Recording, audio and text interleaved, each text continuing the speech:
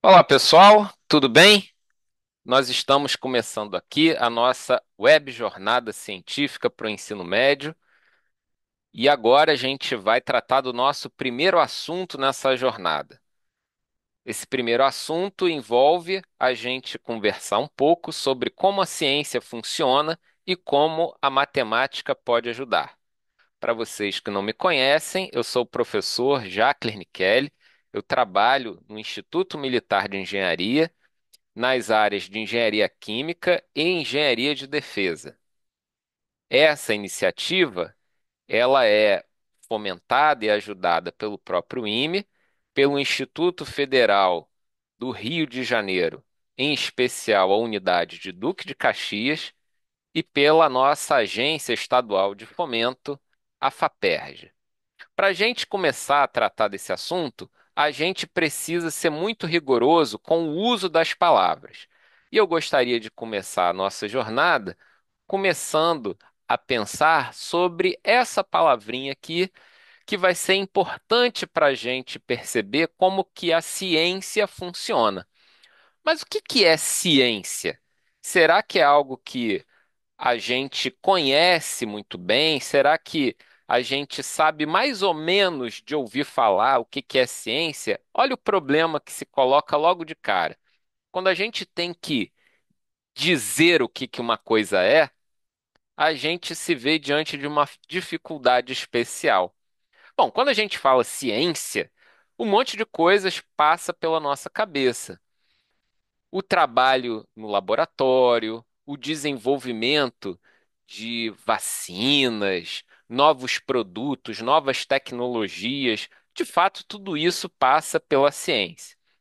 Mas quando a gente tenta dizer o que que a ciência é, talvez a primeira coisa que passe pela nossa cabeça seja uma ideia de que a ciência envolve um saber, um conhecimento, alguma coisa que é nova em termos de um saber que as pessoas dispõem e que podem desenvolver mais em função desse trabalho científico que é realizado.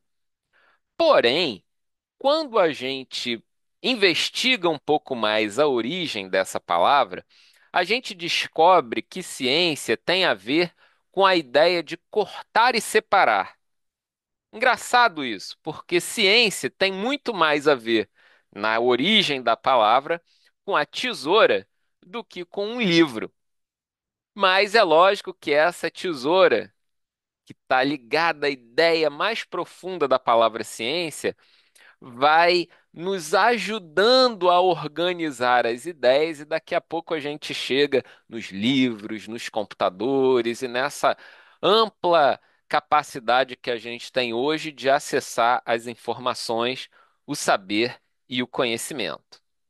Nesse sentido, então, se a gente pensa que ciência tem a ver com separar as coisas, distinguir uma coisa da outra, discernir as coisas que a gente está imerso nesse mundo que a gente vive, como por exemplo, a gente tem nessas bolinhas brancas aqui, essa bolinha vermelha que se destaca.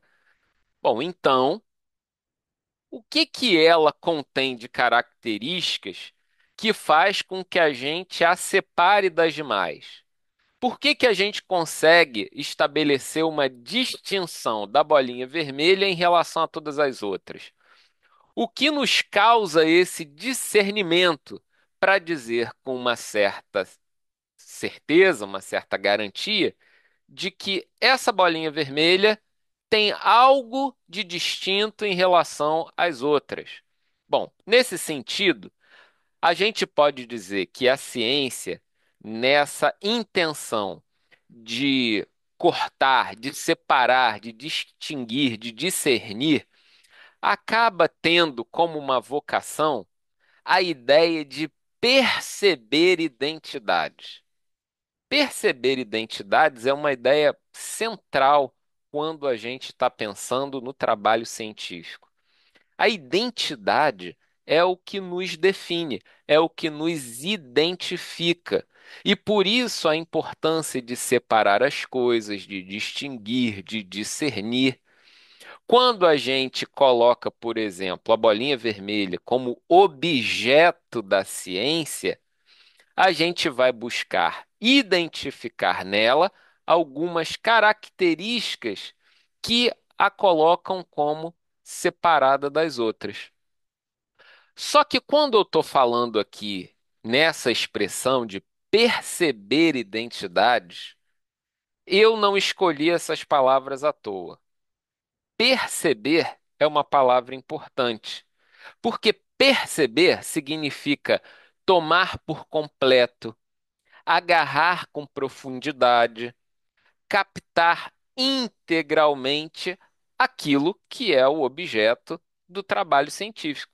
E no caso aqui, nessa imagem que a gente está construindo, a bolinha vermelha imersa nesse conjunto de bolinhas brancas, que a gente está tentando dizer, a partir do trabalho científico, quais são as características dela que a colocam como diferente de todas as outras. Perceber é uma palavra-chave, tá? Então, como em perceber as identidades, a gente precisa tomar esse nosso objeto por completo, agarrar com profundidade, captar integralmente, a gente vê que essas ações são ações que demandam de nós um esforço, que não é algo naturalmente dado. É algo que a gente pode investir uma certa energia para conseguir dar conta desse trabalho.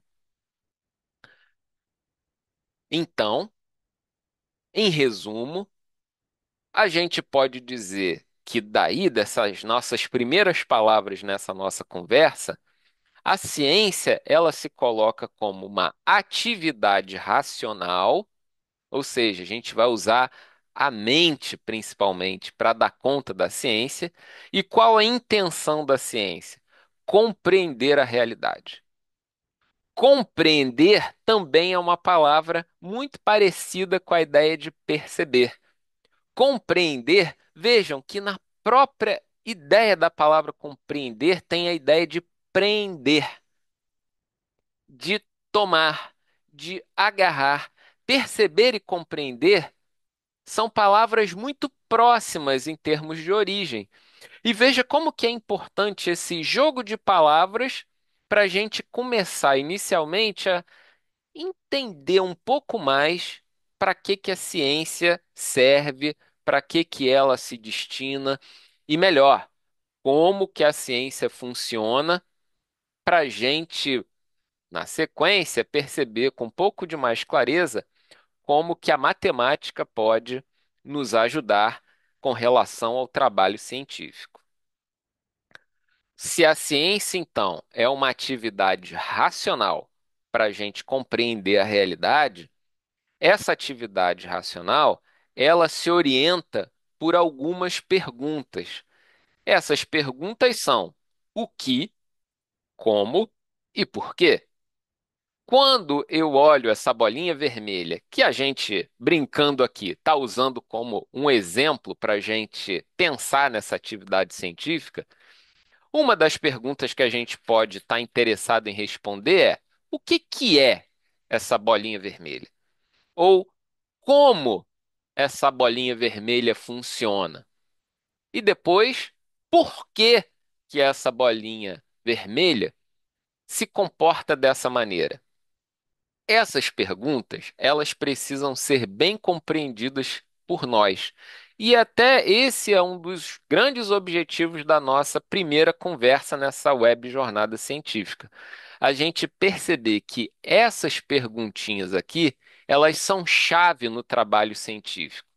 Todo cientista está interessado em responder essas perguntas: o que, como e por quê. A primeira delas, a pergunta sobre o que é essa bolinha vermelha, talvez seja a pergunta mais difícil para a gente responder por completo, a que exija uma maior profundidade e a mais complicada, mais complexa de todas as três. Por exemplo, a gente pode se perguntar o que é um átomo, o que é um gato, o que é uma pessoa, o que que é o Jackler, e as nossas tentativas de responder essas perguntas vão ser, aparentemente, sempre limitadas. Vamos pegar essa pergunta aqui do meio. O que que é um gato?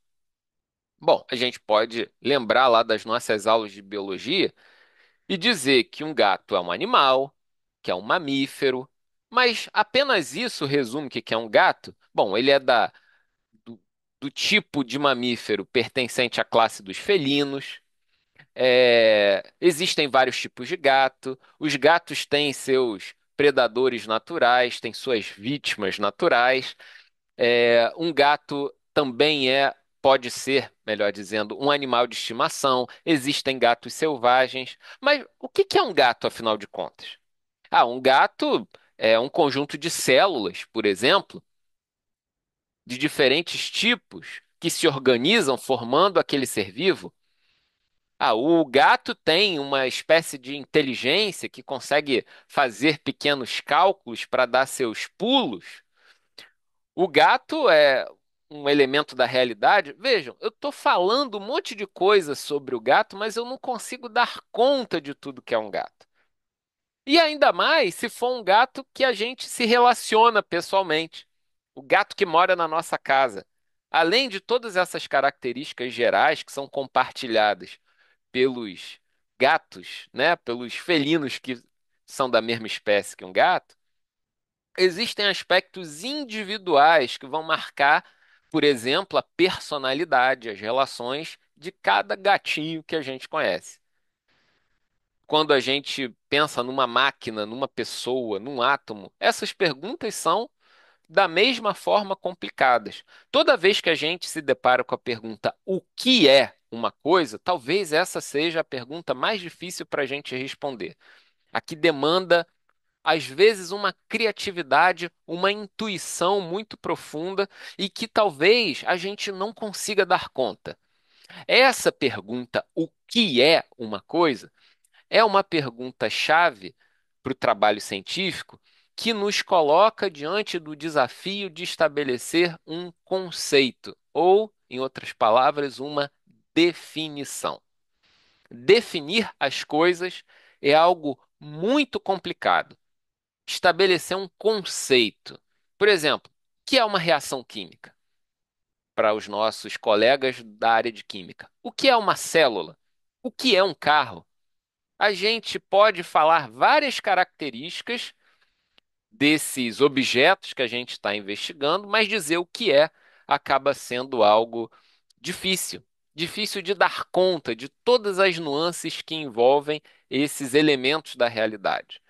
Mas, sem sombra de dúvidas, o trabalho científico pode nos ajudar muito a estabelecer esses conceitos e essas definições. A outra pergunta, que é objeto do trabalho científico, é a pergunta sobre o como. Mas como assim? Bom, quando a gente está pensando em como, essa segunda pergunta importante, a gente está pensando no passo a passo, no funcionamento, no mecanismo desse objeto que é alvo da investigação científica. A gente quer saber como aquilo funciona. Por exemplo, como um carro funciona, como a máquina funciona, como o coração funciona. Essas perguntas têm uma natureza descritiva. A gente observa e descreve o funcionamento desse objeto. Isso também é um assunto científico. A gente pegar um elemento da realidade e descrever como ele funciona. A ciência também está interessada nisso. Agora, convenhamos, é uma pergunta muito mais simples do que dizer o que é. A gente pode, por exemplo, se perguntar como se forma uma tempestade, como as vacinas funcionam, como uma substância reage com outra. E as áreas de estudo separadas, a biologia, a geografia, a física, a química, vão nos ajudando a descrever esses mecanismos, esses funcionamentos. A gente vai se dando conta da natureza, da realidade, funcionando como uma máquina, de forma que a gente seja capaz de descrever a realidade em termos do funcionamento dela. A gente poderia dizer sobre a formação de uma tempestade que existe uma movimentação de massas de ar de diferentes temperaturas e a umidade vai se recolhendo em função disso em áreas com maior concentração de umidade, e isso vai aumentando a densidade das nuvens ao ponto que elas se tornam muito pesadas, e aí começa o fenômeno da precipitação. Por exemplo, né? Vejam, eu estou descrevendo o funcionamento. Isso é pergunta sobre o como das coisas, como funcionam, como é o mecanismo de funcionamento. Isso também é objeto do trabalho da ciência. E a terceira pergunta que nos interessa é a pergunta intitulada Por quê? Por que as coisas são assim? Por que elas se comportam dessa maneira? Vejam que essa pergunta do porquê, ela é mais complicada do que a pergunta sobre como e mais simples do que a pergunta o que. Desde pequenininho, a gente lembra de perguntas que até são perguntas engraçadas. Por que o céu é azul? Veja que nem cabe a pergunta como o céu é azul, mas por quê? Vejam que nessa pergunta parece que a gente quer encontrar uma informação anterior. O céu é azul, mas eu não sei o motivo dele ser azul. Eu não sei a causa dele ser azul. Eu não sei o sentido dele ser azul. Tudo isso está envolvendo a palavra, a perguntinha do porquê. Por que a bolinha é vermelha? Eu sei que ela é vermelha, de repente por conta de alguém que pintou a bolinha de vermelho. Então, essa foi a causa dela ser vermelha. Por que se forma uma tempestade? Por que as vacinas funcionam? Por que uma substância reage com outra? Vejam que essas perguntas são diferentes do como. Os nossos alunos do IFRJ, que alguns deles imagino sejam da área de química, conseguem, por exemplo, naquelas disciplinas de físico-química, quando a gente está aprendendo a cinética, descobrem a forma com que essas reações acontecem, os tempos, as velocidades, isso tudo faz parte do como. Agora, o porquê as reações acontecem é um outro problema.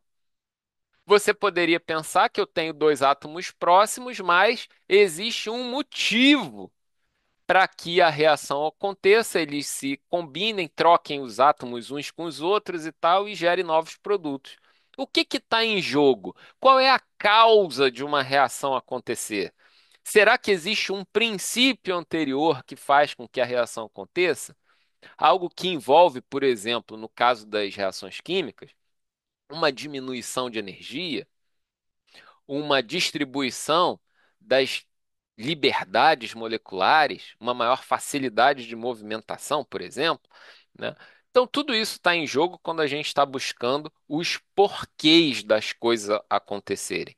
É uma pergunta que é um pouco mais difícil do que a pergunta sobre o como, que é uma mera descrição, e um tanto mais fácil do que a pergunta sobre o que é uma coisa. Ah, então, essas perguntas são perguntas muito importantes para estarem na mesa do cientista, do operador da ciência, e a gente tem que se dar conta que essas perguntas precisam ser feitas. Quando a gente faz essa pergunta do porquê das coisas, a gente está pensando em relações de causa e efeito. Quais são as causas que promovem esses efeitos que eu estou observando? Quando a gente pergunta o porquê, a gente está buscando as causas dos fenômenos que nos interessam. Essa causalidade nem sempre é tão óbvia. A gente suspeita, a gente pode se enganar, mas o trabalho científico, em grande parte, busca revelar um pouco dessas causas que fazem as coisas acontecerem. É uma pergunta, como eu disse, de nível intermediário entre o como e o quê. Dessa forma, então, a ciência ela pode se organizar em termos de três perguntas: o que, como e por quê. Essas três perguntas, articuladas entre si e respondidas em diferentes graus, dependendo do trabalho científico que acontece, elas começam a organizar o que a gente vai chamar de conhecimento. Conhecimento, nesse sentido, é o produto do trabalho científico. E isso começa a nos ajudar a entender o que é a ciência.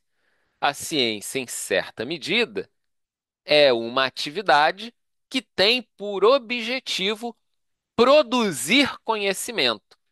Mas que tipo de conhecimento?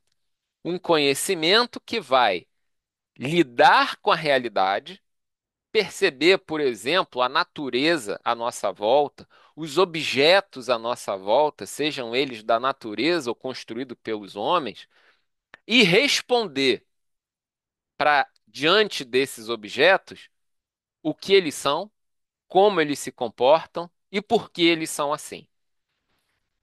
A gente pode pensar que essas perguntas, o que, como e por quê, nos ajudam a entender a essência da realidade, o funcionamento da realidade e os motivos pelos quais a realidade se comporta daquela maneira. Esse quadro que a gente está vendo aqui agora é um quadro muito importante. A ciência como produtora de conhecimento e organizada a partir de três perguntinhas que todo cientista busca, ou pelo menos deve buscar responder. Coisas muito simples do nosso dia a dia acabam sendo alvo dessa pergunta. E se você pretende ser um cientista, você tem que encontrar algum interesse em responder essas perguntas à sua volta, das coisas mais simples possíveis, e ter uma certa curiosidade sobre a realidade à nossa volta, que é justamente essa curiosidade que alimenta o trabalho científico. O cientista é alguém que está o tempo todo curioso em pensar como essas perguntas podem ser respondidas diante daqueles objetos, daqueles elementos da realidade à nossa volta que ele está buscando compreender. Para alimentar essa ideia, um pensador de há muitos anos atrás, lá do século IV antes de Cristo, chamado Aristóteles, que você já deve ter ouvido falar dele nas aulas de filosofia, ele disse como palavras de abertura de um livro que ele escreveu, chamado Metafísica. Ele diz lá o seguinte, que todos os seres humanos, por natureza, desejam o conhecimento. Em certa medida, o Aristóteles está dizendo o seguinte: olha, do que eu observo as pessoas à nossa volta, é como se fosse um instinto natural do ser humano desejar o conhecimento. Conhecimentos que podem ser os mais diversos possíveis. Mas esse conhecimento sobre o que, o como e o porquê são conhecimentos que ele vai dizer que são conhecimentos mais elevados, vamos chamar assim, né? Porque são conhecimentos que estão tentando mergulhar na realidade de forma que a gente descubra como de fato ela é. Então, todos os seres humanos, por natureza, desejam conhecimento. Se você acha que você não dá trabalho científico, que isso não é para você, eu faço um convite para que você comece a repensar isso. E veja que você, naturalmente, se interessa por várias coisas. Talvez pode até não ser química, física, biologia, mas existem conhecimentos de tantas áreas possíveis. A gente pode querer conhecer a sociedade, a gente pode querer conhecer as artes, saber o que é, o como e o porquê de todos esses elementos à nossa volta, até a sociedade, as artes, a música e tudo mais. E isso tudo vai fazer com que a gente traga uma abordagem científica para esses elementos da realidade. Todos os seres humanos, por natureza, desejam o conhecimento. Não esquece essa ideia, não, porque a gente sempre vai estar, de certa forma, estimulado a conhecer mais. Uma outra ideia que nos ajuda bastante nos leva a Platão. Platão foi o professor do Aristóteles. Foi quem ensinou muitas ideias importantes que o Aristóteles desenvolveu mais tarde. Para o Platão, conhecimento é uma ideia muito bem definida.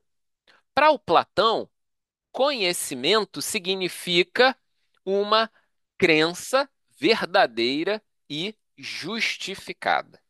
Crença verdadeira justificada. Platão, professor de Aristóteles, definiu o conhecimento dessa forma. Só que talvez essa frase fique um pouco estranha para a gente imaginar. Crença verdadeira justificada. O que que isso significa? Bom, a gente precisa de fato entender melhor o que que essa definição de conhecimento que Platão nos oferece quer dizer. Quando a gente fala crença, a gente traz a ideia de algo que a gente assume como uma verdade. Por exemplo, a Terra gira em torno do Sol. A gente pode ter essa crença, é um discurso, algo que a gente fala sobre a realidade. Mas para ser conhecimento, é preciso que essa informação, esse enunciado, seja verdadeiro. Mas o que que é verdadeiro? É que de fato seja algo que aconteça na realidade. Não adianta eu dizer que a Terra gira em torno do Sol se a Terra girasse em torno de de outra coisa, de outro planeta, de outra estrela, né? Mas o fato é, a Terra gira em torno do Sol. Então, isso faz com que esse enunciado se torne verdadeiro. Quando há uma espécie de compatibilidade, um alinhamento entre o que se fala e o que acontece. Só que, para ser conhecimento, não basta eu ter um enunciado e uma realidade. Eu preciso justificar. E o que que significa justificar? É preciso que eu apresente argumentos que sustentem essa crença verdadeira, que eu apresente os motivos para que essa crença verdadeira seja sustentada como uma crença verdadeira. É preciso que eu ofereça a quem está me ouvindo, a quem está me lendo, né? Se for um texto que eu produzir, é, que tenha elementos para que ele de fato conclua que a Terra girar em torno do Sol seja uma verdade a partir das informações que ele tem disponível à volta dele.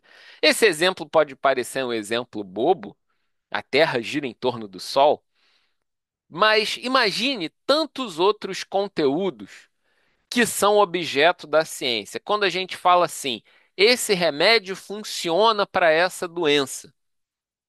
Olha, veja que já é uma frase um pouco mais complicada, que a gente não tem acesso a essa informação. A gente pode dizer, ó, dipirona sódica serve para dor de cabeça. Pessoas usam. Brasil, é o maior consumidor de dipirona como analgésico, aqui que a gente conhece por perto. Outros países usam outros fármacos. Bom, primeiro, a dipirona sódica servir para dor de cabeça é um enunciado que todo mundo tem. Essa é a frase. Ela é verdadeira porque, de fato, as pessoas tomam dipirona e têm o alívio da dor de cabeça. E ela é justificada por quê? Porque existe um conjunto de experiências relacionadas ao uso da dipirona, amplo uso, que diz, olha, muita gente usa dipirona para dor de cabeça e fica com a dor aliviada, e também pode haver uma justificativa no sentido de uma explicação química de como aquelas moléculas agem no mecanismo de dor do ser humano, reagem, estabelecem interações químicas de forma que aquilo também justifique o funcionamento da dipirona como um analgésico. Então vejam, eu tenho justificativas de diferentes tipos, o amplo uso, um mecanismo. Por isso que é importante a gente organizar a ideia do trabalho científico que opera a partir das perguntas o que, como e por quê, produzindo conhecimento, mas saber também o que é conhecimento. Conhecimento como crença verdadeira justificada. Essa definição, ela é muito importante. Eu convido você a guardar essa definição de conhecimento no coração, para que em toda a sua jornada profissional você se revise, você faça um autodiagnóstico, você se autoavalie com relação às coisas que você sabe, que você diz que tem o conhecimento, mas se de fato esse conhecimento é um conhecimento como Platão diria ser, uma crença verdadeira justificada. Não basta dizer simplesmente eu sei que é. Eu preciso apresentar as razões porque eu sei. O discurso, quando eu falo assim, por que que tal coisa é assim? Eu sei que é e acabou. Isso de eliminar as justificativas, isso é o que a gente chama de discurso de autoridade. É porque eu disse. Assim não funciona. A ciência, justamente, ela visa anular esses discursos de autoridade e apresentar justificativas racionais, ou seja, que sejam compreensíveis com base em argumentos e que fazem com que essas crenças verdadeiras, esses enunciados que são compatíveis com a realidade, que eles se tornem conhecimento. Quando a gente está falando nessas justificativas, a ciência tem um papel fundamental na produção dessas justificativas. Justamente a ciência, em grande parcela, atua nessa última palavrinha aqui, buscar as razões para que essas crenças verdadeiras sejam sustentáveis. Bom, só que quando a gente está nessa produção de conhecimento, quando a gente está no trabalho científico, existem duas vias básicas com que o trabalho científico se desenvolve. A primeira via a gente pode chamar dos particulares ao geral, enquanto a segunda via envolve do geral aos particulares. O que que isso quer dizer? Bom, vamos entender aos poucos, porque essa é uma outra etapa da nossa conversa aqui, também bastante importante para a gente estabelecer uma compreensão. Quando eu falo dos particulares ao geral, o que eu quero dizer é o seguinte, que eu vou acumulando experiências para construir uma conclusão. Particular é uma palavrinha importante. Particular são as experiências individuais. Eu vou juntando essas informações e depois de eu ter um volume considerável dessas informações, eu chego a uma conclusão. Isso é ir do particular ao geral. Agora, do geral aos particulares, eu tenho ideias muito amplas sobre a realidade, eu tiro conclusões sobre os indivíduos de maneira específica e depois eu vou lá e confronto com a realidade. Por exemplo, eu poderia dizer o seguinte: a gente vai retomar exemplos parecidos com esse, tá? Voltando ao gato que a gente usou lá atrás, né? O que que é um gato? Eu poderia olhar um determinado gato e ver, olha, o gato tem pelo e bigode. Eu olho um outro gato, o gato tem pelo e bigode. Gato tem pelo e bigode. Aí eu chegaria à conclusão: todos os gatos têm pelo e bigode. Isso é ir do particular para o geral. Agora, o contrário é o seguinte: eu assumir como uma regra geral, os gatos são mamíferos e todos os mamíferos têm o corpo coberto de pelos. Bom, se todos os gatos são mamíferos e os mamíferos têm o corpo coberto de pelos, logo, os gatos têm o corpo coberto de pelos. Veja que é uma conclusão óbvia. Aí, o que que eu preciso fazer diante dessa conclusão? Ir até a realidade, conhecer os gatos e ver que se isso de fato se sustenta ou não. Mas veja que curioso. Quando a gente se depara com os gatos, a gente pode até lembrar que tem um gato que não tem muito pelo. A gente ficaria, nossa, aquela raça, né, Sphinx, né? Então, será que aquilo não é um gato? Essa brincadeira mostra como esses dois caminhos eles têm limitações. Na verdade, o que vai nos ajudar no trabalho científico é sempre o confronto com a realidade. Só que esses dois caminhos que a gente opera para produzir conhecimento, eles recebem nomes. O primeiro, que vai dos particulares ao geral, se chama indução, e o segundo caminho se chama dedução. Talvez você se esqueça desses nomes em breve, mas depois você retoma aqui o vídeo, você assiste de novo, porque justamente essas ideias vão organizar o raciocínio de quem está fazendo ciência, de quem está trabalhando na ciência. A primeira das ideias, que é a indução, ou seja, ir do particular para o geral, ou seja, acumular experiências para construir uma conclusão, eu vou tentar reapresentar esse caminho a partir de um outro exemplo. Olha a ideia. No dia 1, ao soltar uma pedra, ela caiu ao chão. No dia 2, ao soltar uma maçã, ela também caiu ao chão. No dia 3, uma bola solta do alto caiu ao chão. Em todos os experimentos realizados, os corpos soltos caíram em direção ao solo. Fiz no dia 1, no dia 3 e por aí fui. No dia 4, 5, 6, no dia 10, no dia 100. Fui testando as coisas. Peguei uma caneta, peguei uma xícara, peguei um gato, peguei um, um lápis, um apagador, um chapéu, um eletrodoméstico. Tudo eu soltei e caiu ao chão. Esse acúmulo de experiências me leva a uma conclusão, que todos os corpos soltos próximos à superfície da Terra caem em direção ao chão. Essa forma de raciocínio se chama indução. Ela é uma forma muito importante, uma forma de pensar muito importante para o trabalho científico.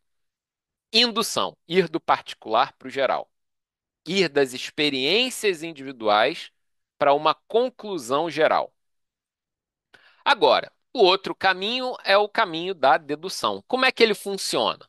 Bom, vamos tentar entender a dedução a partir de um outro exemplo. Olha a ideia. Primeira ideia: todo corpo atrai outro corpo com uma força proporcional ao produto de suas massas e inversamente proporcional ao quadrado da distância entre eles. Uma frase meio comprida, talvez um pouco complicada, mas na verdade, essa frase ela descreve uma fórmula bastante conhecida, que é a lei da gravitação universal. Então, olha o que que diz aqui. Todo corpo atrai outro corpo com uma força proporcional. Esse G aqui é uma constante de proporcionalidade. Proporcional a quê? Ao produto de suas massas, m1 e m2 vezes, né? E inversamente proporcional ao quadrado da distância entre eles, ó, dividido por R2. R, a distância entre essas massas, e o quadrado aqui. Isso é a lei da gravitação universal. Segundo enunciado, a massa da Terra é 5,9 aproximadamente vezes 10 elevado a 24 quilos e a massa de uma maçã é aproximadamente 160 gramas. Se a lei da gravitação universal fala de massas, as massas estão apresentadas aqui. Agora, uma outra informação. Uma maçã imaginada, ela tem a distância dela até o centro da Terra de 6.378,2 quilômetros. Por que que eu estou falando aqui do centro da Terra? Porque quando a gente está falando na lei da gravitação universal, essa distância é a distância entre os centros de massa, tá? Por isso que isso é importante. Então, a distância da maçã que está na superfície até o centro da Terra seria uma distância mais ou menos dessa magnitude. Em conclusão, quando eu junto essas afirmações e coloco nessa fórmula, e alguém precisa me dizer o valor dessa constante, né?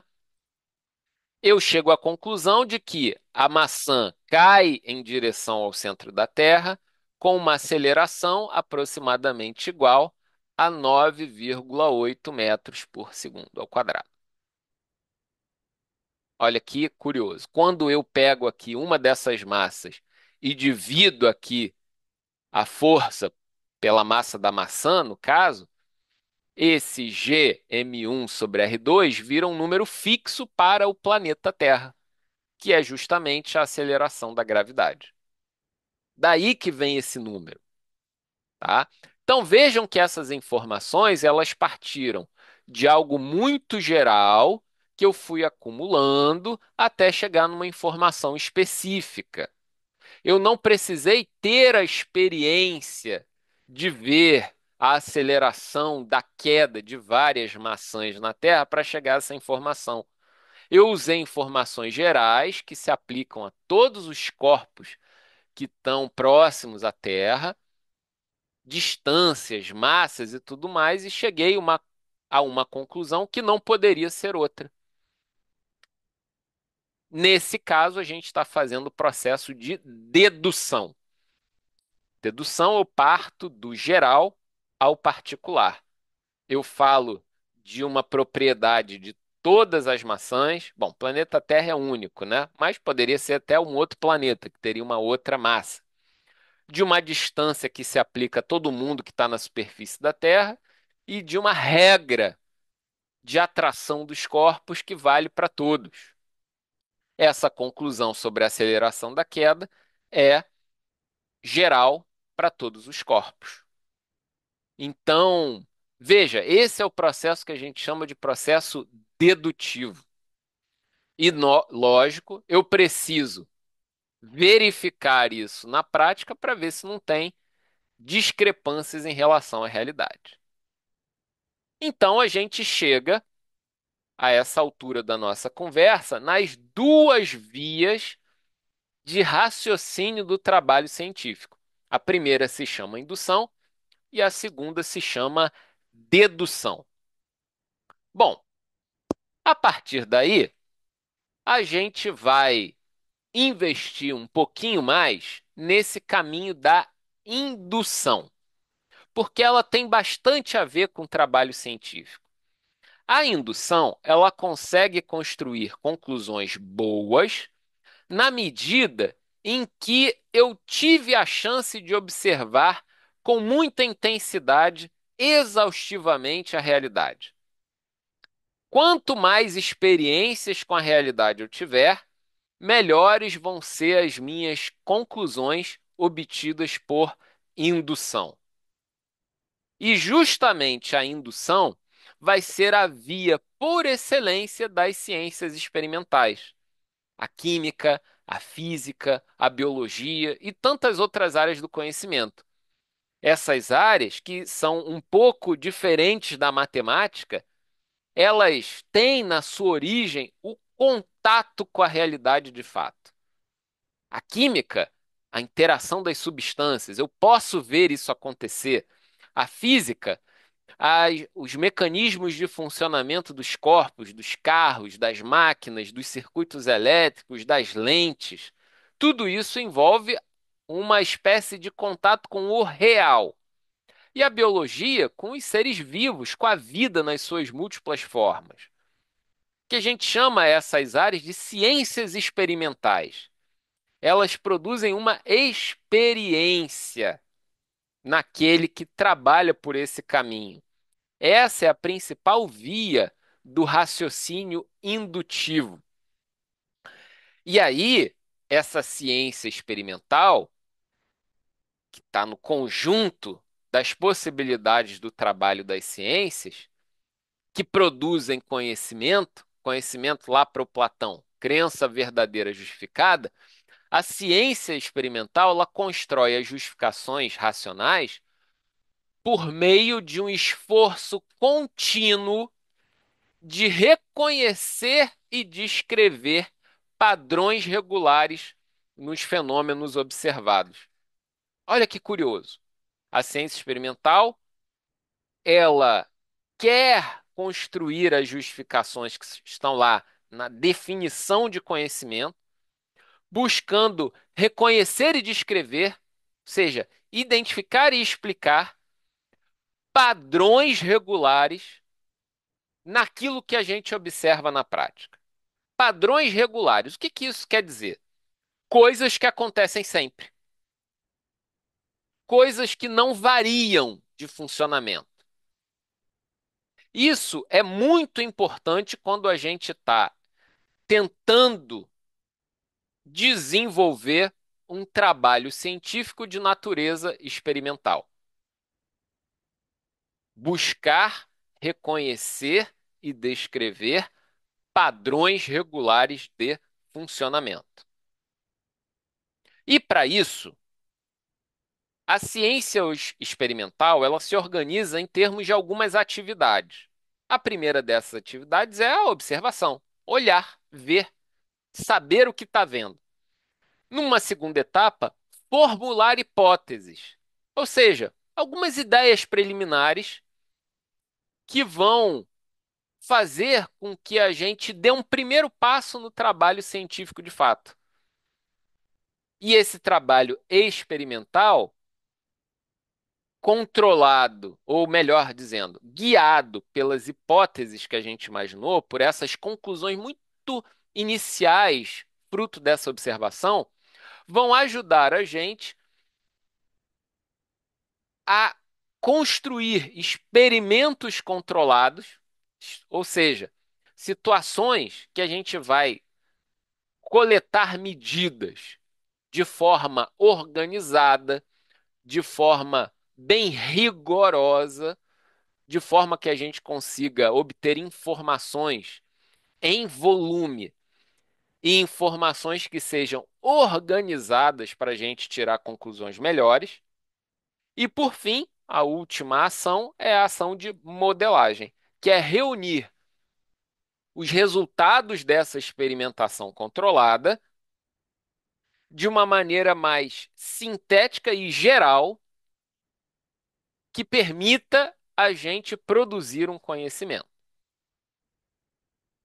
Esses modelos, esse final dessas atividades, a modelagem, é um produto científico, é um conhecimento típico do que a gente observa nas ciências experimentais. Então, na observação, recuperando aqui as ideias, eu tenho dados iniciais, a formulação de hipóteses, eu tenho as minhas primeiras intuições. Na experimentação controlada, eu tenho dados aprimorados e com os modelos eu consigo construir, observar regras, teorias, criar teorias para descrever isso que eu estou observando no laboratório, por exemplo. E o mais bacana do trabalho científico é que essas atividades, elas organizam o que a gente vai chamar de método científico.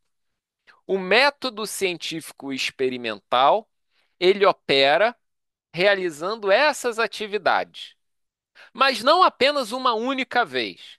O método científico ele faz com que esse ciclo de observar, formular hipóteses, fazer experimentos controlados e modelar aconteça de forma cíclica, de forma que os meus modelos, as minhas teorias, as minhas leis, as minhas regras vão se aprimorando continuamente e eu consiga refinar, aprofundar o conhecimento que eu tenho de um determinado assunto ou de um determinado objeto da realidade. Porém, eu gostaria de fazer um destaque aqui em especial em dois desses elementos: os dados aprimorados e essa última etapa da modelagem que envolve as regras e a teoria. Essas duas últimas etapas, elas estão visceralmente ligadas à matemática. A matemática, ela vai nos ajudar primordialmente aqui com essas atividades de experimentação controlada e de modelagem, de lidar com os dados aprimorados e de construir regras e teorias. A matemática vai ser uma ferramenta crucial nessa etapa. E, nesse sentido, não tem como abrir mão da matemática quando a gente está fazendo, operando, lidando com o método científico. A matemática está na base do método científico porque a gente sempre vai precisar lidar com essas atividades, com esses elementos aqui do trabalho. Então, matemática e método científico tem tudo a ver. Não pode haver um cientista que não sabe matemática. Isso não faz sentido, tá? E como produzir conhecimento é um produto do trabalho científico. E como diz o nosso amigo Aristóteles, que todo ser humano, por natureza, busca o conhecimento, bom, tá aí a importância da matemática. Toda vez que a gente estiver lidando com a realidade e quiser saber o que, o como e o porquê, a matemática vai ser a nossa ajudante permanente. Nesse sentido, a gente pode dizer que a matemática ajuda a pensar com clareza. Mas por que que ela ajuda a pensar com clareza? Porque ela oferece formas e estruturas lógicas, que são as ferramentas da matemática, que nos ajudam a organizar, interpretar e dar sentido ao vasto conjunto de informações produzidas pelos experimentos. Quando a gente coloca os dados que a gente mediu no laboratório num gráfico, a gente já está começando a fazer matemática. Quando a gente vai tentar descrever os comportamentos médios do sistema que a gente está analisando, está ali a matemática também. Quando a gente faz as curvas que descrevem o crescimento, o decréscimo, a evolução do comportamento de um determinado sistema, em tudo isso a gente está usando a matemática. Agora, é lógico, existem coisas da matemática que são mais simples, tem coisas que são mais complicadas, mas é natural que todo mundo que trabalha com ciência, todo mundo que vai se desenvolvendo, se capacitando na área científica, também vá aos poucos aprimorando a sua capacidade de lidar com a matemática. Isso é natural. Ninguém nasce sabendo, e o nosso esforço tem que ser o de continuar aprendendo sempre, né? E, e eu diria para vocês o seguinte: essa matemática que vocês estão aprendendo no ensino médio é uma matemática extremamente importante para o trabalho científico, porque ela vai estabelecer as bases de muita coisa muito importante que vai ser utilizado no trabalho científico mais complicado. Se a gente não dá importância para essa matemática do ensino médio, a gente está limitando as nossas capacidades de atuação profissional e, de forma ainda mais específica, atuação profissional se a gente tiver intenção de trabalhar com ciência. a gente precisa mergulhar na matemática. Às vezes a gente fica um pouco decepcionado porque é um pouco atrapalhado na hora de fazer as contas, erra uma coisa ou outra e tal, mas a gente tem que imaginar isso como um desafio a ser superado. Porque o trabalho científico, ele exige uma matemática, e essa matemática que vocês estão aprendendo no ensino médio, ela vai ser utilizada no resto da vida. Todo cientista usa essa matemática do ensino médio. E aí, eu queria destacar aqui algumas ferramentas matemáticas que são especialmente úteis dentro das coisas que vocês estão aprendendo no ensino médio. Aqui eu faço uma tabelinha para ilustrar para vocês, por exemplo, quando a gente aprende lá funções no ensino do ensino médio, desculpa, no início do ensino médio. Essas funções, elas são muito úteis para a gente entender como que os dados se relacionam entre si, para a gente construir gráficos. Então, tudo que envolve a apresentação de dados está, de alguma certa forma, ligado com a ideia de funções. Vetores e matrizes também são importantes. Vetores e matrizes, vetores mais especificamente, a gente aprende até um pouco mais na física, né, do que na matemática. Mas as matrizes é um assunto bem de matemática. Com as matrizes, os vetores, a gente organiza e opera com os dados. É, é uma forma muito prática da gente fazer essas operações e que agrega muito valor, ainda mais quando a gente vai fazer essas operações no computador. Vetores e matrizes são muito importantes, assim como os sistemas de equação, que também estão juntos desse assunto de vetores e matrizes. Só que os sistemas de equações lineares, por exemplo, que é o que a gente aprende no ensino médio, duas equações, duas incógnitas, coisas desse tipo, três equações, três incógnitas, vão nos ajudar a construir os modelos que resumem as informações que a gente coleta no laboratório na forma de regras gerais, de fórmulas, de expressões matemáticas que vão ter uma capacidade preditiva, ou seja, de dizer o comportamento de situações que eu não tive a chance de fazer o experimento. O conhecimento que a ciência produz também tem essa finalidade. Estabelecer aquelas leis, aquelas regras em caráter preditivo. Ou seja, de me permitir fazer previsões sobre o comportamento daquele sistema, tá? Outro assunto bastante importante que a gente aprende no ensino médio e que vai ser útil para o trabalho científico: os polinômios. Polinômio de primeiro grau, de segundo grau, terceiro grau, quarto grau, quinto grau, fazer operações com polinômios. Isso também é muito importante porque eles vão estar relacionados com a construção de modelos. Logaritmos, logaritmos que você pode ver assim, pô, mas para que que eu vou usar isso na minha vida prática? Se você tem algum interesse em se tornar um cientista, os logaritmos vão ser fundamentais. Aquelas propriedades dos logaritmos. Logaritmo do produto é a soma dos logaritmos.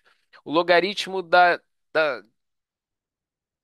divisão é a subtração dos logaritmos. Tá? Essas propriedades em ciência a gente usa direto, tá? E são todos conhecimentos que a gente desenvolve no ensino médio.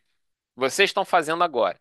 Geometria analítica, né? Equação da reta, equação do plano, equação das parábolas, equação da circunferência, também vão nos ajudar a construir modelos. Então, o meu convite aqui é que se você tem algum interesse por esses assuntos científicos, você não despreze essas ferramentas matemáticas, antes pelo contrário. Pegue um livro, faça os exercícios, busque aprender essas coisas. Quando você der mais um passo na sua jornada profissional, quando você for para a faculdade, que daqui a pouquinho já vai ser a hora disso acontecer, você vai precisar dessas ferramentas. E se você não tiver essas ferramentas na mão, você vai ficar limitado. Então, por isso que é muito importante da gente investir nessa fase da vida que a gente ainda está aprendendo algumas coisas ainda mais simples, vamos chamar assim, que a gente consiga assimilar essas ferramentas com bastante cuidado. Conte com seu professor de matemática da escola para ele nos ajudar. Faça exercícios para além do que o seu professor está recomendando, né? Porque acaba que ele organiza um curso, a disciplina, as aulas, para dar tempo, a carga horária que ele tem disponível. Mas faça mais, invista nessas áreas, porque o retorno para você vai ser muito grande. Agora, tem uma surpresa aqui. De todas essas ferramentas, tem mais uma que eu não coloquei nessa lista e vou colocar agora, que é uma que se chama estatística. Quando a gente está lidando com esses dados experimentais, nas ciências experimentais, tem um campo da matemática que a gente não costuma aprender no ensino médio, que se chama estatística, tá? Que vai nos ajudar a lidar com muitos dados. Justamente esse assunto, a estatística, vai ser o nosso assunto da conversa de quarta-feira. E por isso eu conto com você para participar do nosso próximo encontro na nossa jornada, nossa web jornada científica para o ensino médio, quando eu vou falar no nosso segundo encontro um pouquinho sobre essa estatística. Como que ela funciona, quais as ferramentas. Vocês vão ver que são coisas muito simples, algumas vocês até conhecem, mas que talvez a gente precise fazer a relação mais clara de como que essas ferramentas de matemática vão nos ajudar no trabalho científico. Está aqui já marcado o nosso próximo encontro na nossa web jornada.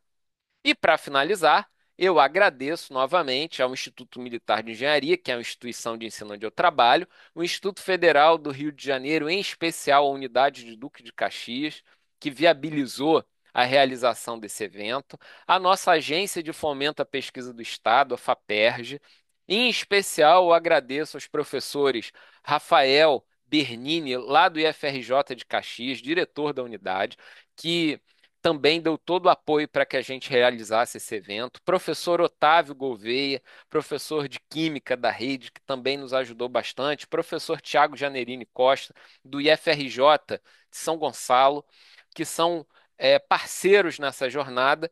E coloco aqui à disposição o meu contato para que vocês, caso tenham qualquer dúvida em qualquer tópico que eu tenha desenvolvido aqui, que vocês possam mandar uma mensagem para mim e eu vou ter o maior prazer em responder vocês. Que esse seja o primeiro contato que a gente tenha de vários outros e contem comigo na jornada profissional de vocês. Um forte abraço e a gente fica por aqui. Até mais.